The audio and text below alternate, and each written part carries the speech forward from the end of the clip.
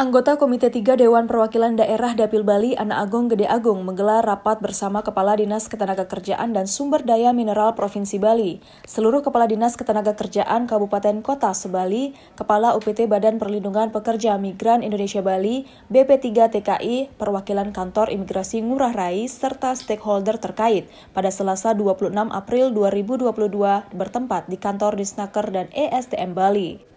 Dalam paparannya, Senator Agung ingin mendapatkan penjelasan secara gamblang soal kronologis peristiwa puluhan kerja migran Indonesia yang menjadi korban dugaan penipuan agen penyaluran tenaga kerja yang sempat terkatung-katung di Turki. Sehingga menjadi pelajaran penting ke depan agar kasus serupa tak terjadi lagi. Mantan Bupati 2 periode ini menilai, kasus ini terjadi karena sosialisasi yang dilakukan terhadap calon PMI tidak menyentuh ke akar rumput. Selain itu, rantai birokrasi kepengurusan dokumen calon PMI yang menjelimet dan penuh nuansa ego sektoral masing-masing instansi menyebabkan calon PMI memilih jalan pintas menggunakan jalur ilegal. Ia juga mengkritisi Undang-Undang Nomor 18 Tahun 2017 tentang Perlindungan PMI. Dalam undang-undang tersebut, seluruh PMI yang bekerja di luar negeri terkesan disamaratakan sebagai pekerja informal seperti TKW atau pelaut. Padahal PMI asal Bali mendapatkan kemudahan khusus, ia pun menyadari persoalan ini tidak bisa diselesaikan di tingkat daerah, melainkan harus dibawa ke ranah pusat. Ada dua yang harus diselesaikan dengan secara segera. Yang pertama, agar masyarakat tidak tertipu lagi oleh pengerah atau pengirim tenaga kerja yang ilegal itu, maka harus digencarkan ada sosialisasi ke masing-masing kabupaten dan lanjut masing-masing desa. Jadi di grassroots, di akar rumput itu harus diadakan sosialisasi. Dan kebetulan di samping kepala dinas, kota, kabupaten dan provinsi, juga dari pihak BP3MI, pihak Asosiasi Pelaut berkenan untuk ikut serta mensosialisasikan berkenaan ketentuan aturan mengenai ketenaga kerjaan. Ini penting ya, agar jangan sampai ada masyarakat itu tertipu lagi, ada masyarakat itu bisa dipermainkan, sehingga dengan demikian masyarakat dirugikan baik dari uang, tenaga, dan akhirnya terkatung-katung di luar negeri. Jadi yang pertama paling penting adalah sosialisasi ke akar rumput, ke masyarakat di bawah, melalui Disnaker kabupaten sampai ke camat, kepala desa, dan lanjut malah ke desa adat. Ini penting sekali, itu yang pertama. Yang kedua adalah setelah kita kaji tadi mengenai regulasinya, regulasi berkenaan dengan pemberangkatan PMI ini sangat jelimet. Regulasi pemberangkatan PMI ini penuh dengan nuansa ego sektoral dari masing-masing instansi. Dan regulasi ini sangat mempersulit para calon PMI.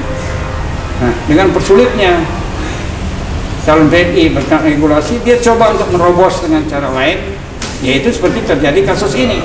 Inilah salah satunya akibat daripada regulasinya yang sangat membebani masyarakat. Oleh karena itu, tadi sudah memang regulasi ini tidak selesai di Bali, apalagi di kabupaten, tidak selesai juga di tingkat satu kementerian. Itu harus berkait dengan beberapa kementerian dan harus di tingkat pusat menyelesaikan. Namun demikian, untuk Bali memang harus ada satu terobosan yang penting. Karena apa? Karena di dalam Undang-Undang 18 2017 itu jelas dinyatakan bahwa seolah-olah tenaga kerja itu dianggap tenaga kerja informal semua. Tenaga kerja informal semua, seperti misalnya TKW atau pelaut. Padahal kita punya di Bali ini adalah tenaga kerja formal yang memiliki skill, yang terdidik, terutama di bidang perhotelan, di bidang spa dan lain-lain sebagainya. Jadi harus ada pemisahan perihal perlakuan regulasi itu terhadap tenaga kerja informal yang misalnya setingkat TKW, ya kan, setingkat pelaut dan lain sebagainya. Bali ini harus memanfaatkan. Tadi saya dapat informasi, Filipina itu dia dapat 15.000 tenaga kerja formal kerja di perhotelan. Kita baru bisa memanfaatkan 2.000. Nah, salah satu kelemahan kita adalah dalam regulasi. Dan mohon maaf, regulasi ini bisa saya kritisi sangat bersifat ego sektoral regulasi.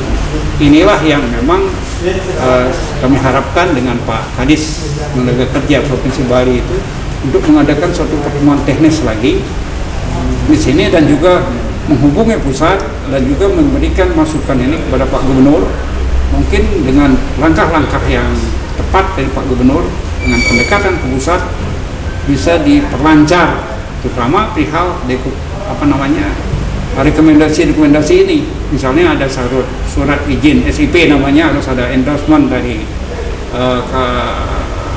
Kementerian Luar Negeri, bukan Yusuf, dari kedutaan dan lain sebagainya. Itu jangan lambat lah.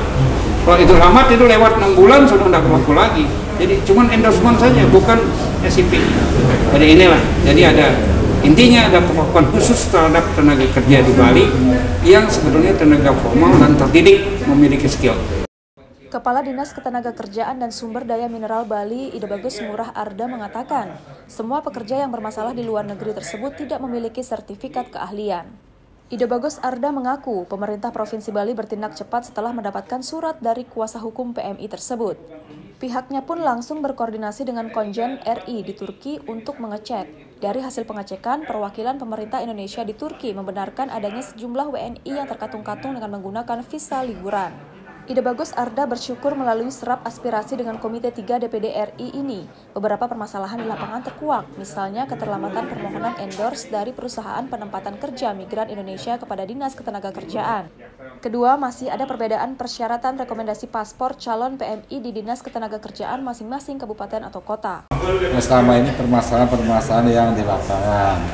Contoh pertama tentang terlambatnya daripada endorse atas penawaran kerja yang disampaikan kepada atas tenaga kerjaan oleh P3MI. Jadi P3MI mohon di-endorse penawaran yang disampaikan oleh user di luar negeri, nah itu kesannya ada keterlambatan dari hasil. Yang kedua, bahwa masing-masing kabupaten masih ada perbedaan persyaratan dalam hal menerbitkan rekomendasi paspor. Dan untuk ini kami akan melakukan rapat kembali, mudah-mudahan narasumber dari pusat bisa hadir. Jadi karena ini sangat penting sekali, jadi kami akan mengundang dalam pembahasan rekomendasi paspor ini, kami akan mengundang dari kementerian. Kalau terkait dengan masalah Turki, jadi Estungkare mereka yang selama ini masih katakanlah terkatung-katung di Turki dan syukur sudah ditindaklanjuti oleh pihak Kemenlu, pihak Konjen di Turki itu sudah pulang 11 orang yang terakhir, dan sebelumnya sudah ada pulang 5 orang. Dan saat ini tindak lanjutnya bagi mereka yang sudah pulang adalah diadakannya asesmen dari Kementerian Sosial. Jadi tujuan asesmen itu adalah untuk mengetahui potensi daripada masing-masing calon PMI itu. Apa sih keterampilannya dia, terus apa yang akan dia butuhkan. Nah itu adalah tujuan asesmen.